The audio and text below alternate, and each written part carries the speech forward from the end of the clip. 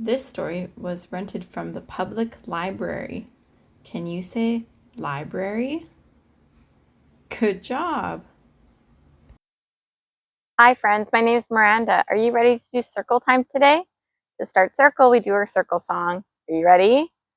Are we ready? Are we ready for circle? For circle. Let's get started. Let's get started. Right now. Right now. Open, shut them. Open, shut them. Make your hands go clap, clap, clap. Open, shut them. Open, shut them. Put them in your lap, lap, lap. Creep them slowly, creep them right up to your chin, chin, chin. Open up your mouth, but do not let them in. Today for circle, we're going to be reading Somewhere for Little Bear.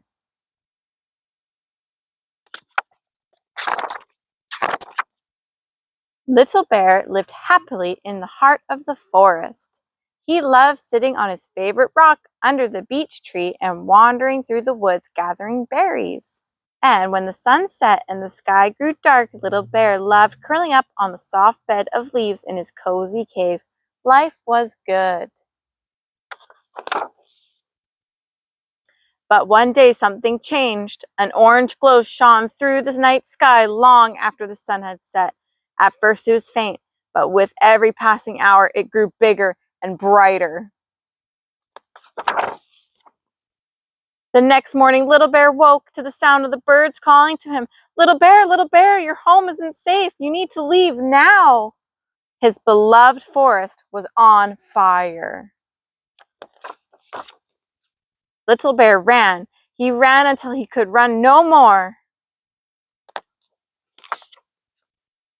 Little Bear stopped when he reached the edge of the forest. He had never felt so alone. He took a deep breath. "I must be brave," Little Bear said. "I must find somewhere new to call home." But nothing looked familiar. Little Bear walked and walked all day, but there was no sheltering forest or cozy cave in sight. He had just crossed the river when he came to a burrow beside a beech tree. "This looks just like my big tree," he thought. "Could this be a place to call home?" But when Little Bear approached the burrow, a fearful rabbit came chasing out. "You'll scare my babies," she shouted. "Go away and find your own burrow." So Little Bear continued his search. The moon watched over Little Bear as he arrived at a cozy log.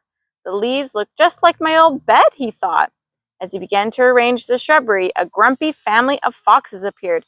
"There's no space for a bear here," they growled. "Go away and find your own home." So Little Bear moved on. Later, as the sun began to rise, Little Bear spotted a bush full of the most vibrant berries. "Maybe this is the place. It smells like home," he thought. But as he picked the first berry, a wild boar appeared. "There aren't enough for two," the boar huffed. "Go away and find your own." So Little Bear moved on. Little Bear walked and walked with nowhere to go. "I'm not welcome anywhere," he thought sadly. "What if I never find somewhere to call home?" Finally, Little Bear reached another forest, but everything about it seemed different from the one he knew so well. Lost and alone, he sat down at the bottom of a tree and started to cry.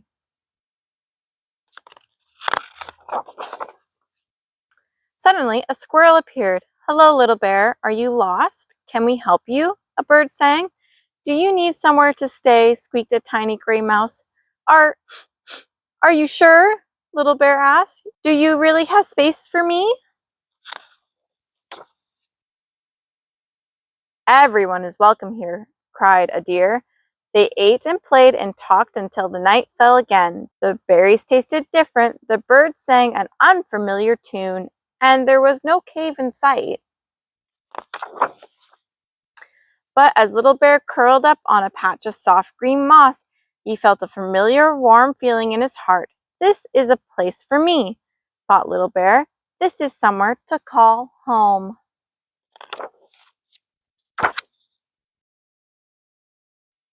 Hi friends, it's Miranda and I'm here with firefighter Greg, and he's going to tell us a little bit about how to keep safe when there's a fire. Hi kids. Make sure if you're having campfires in the summer that you're being safe around the fire and that you are putting them out afterwards. If you see a forest fire, make sure to call 911. Wow, thanks Greg. See you guys later. Thanks for joining Circle today, friends. See you next time.